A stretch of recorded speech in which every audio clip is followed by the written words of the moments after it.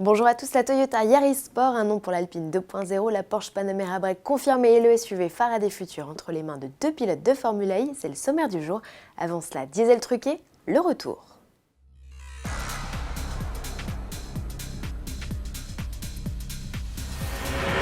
Fiat Chrysler dans la tourmente, le groupe italo-américain vient de se faire épingler aux États-Unis pour triche. L'agence américaine de protection de l'environnement, qui avait révélé le scandale Volkswagen, l'accuse d'avoir minimisé le niveau réel d'émissions de 104 000 V6 diesel avec 8 logiciels truqueurs. Pour l'heure, l'affaire porte sur des Jeep Grand Cherokee et Dodge Ram commercialisés depuis 2014. Le groupe FCA, qui a réagi immédiatement, s'est dit surpris et prêt à collaborer pour faire toute la lumière sur la situation.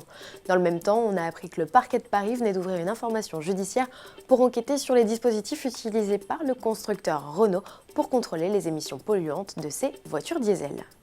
Nouveau look pour la Yaris, la citadine Toyota tout juste restylée au Japon est attendue en Europe à l'occasion du salon de Genève, rendez-vous lors duquel le constructeur la dévoilera dans une version vitaminée de 210 chevaux. Les Clio RS et Peugeot 208 GTI n'ont qu'à bien se tenir. Une bombinette qui fait le lien entre les modèles de série traditionnels et ceux de compétition. Rappelons que Toyota est de retour en rallye ce mois-ci avec ce nouveau modèle sur les routes du Monte-Carlo.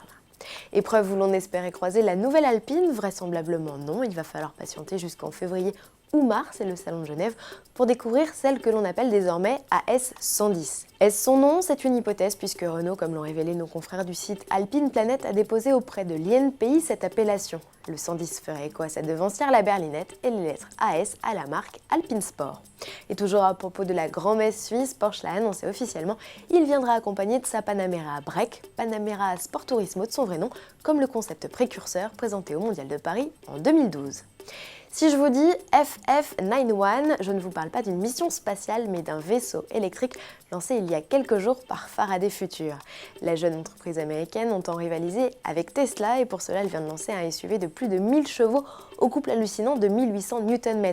Le verdict des premières drag race est sans appel, il atomise pas mal de modèles sur l'exercice du 0 à 100 et notamment son rival désigné le modèle X. Et au volant ça donne quoi? Visiblement c'est grisant, Loïc Duval et Jérôme D'Ambrosio, pilotes de l'écurie Faraday en Formule E, s'en sont donnés à cœur joie. Un dernier mot pour la route sur le Dakar, le rallye raid touche à sa fin. Stéphane Peter-Hansel a repris les commandes de l'épreuve lors de la 10e étape malgré un accident. Il a percuté le motard Simon Marsic à qui il a fracturé la jambe. Évacué par hélicoptère, le pronostic vital du pilote moto n'est pas engagé. Sébastien Loeb, qui s'est égaré à plusieurs reprises, est deuxième devant Cyril Després. Quant à Philippe Croison, pilote quadri-amputé, il réalise l'exploit de boucler son premier Dakar. Il n'est plus qu'à quelques kilomètres de l'arrivée. Rendez-vous à Buenos Aires ce 15 janvier. Bon week-end à tous et à lundi.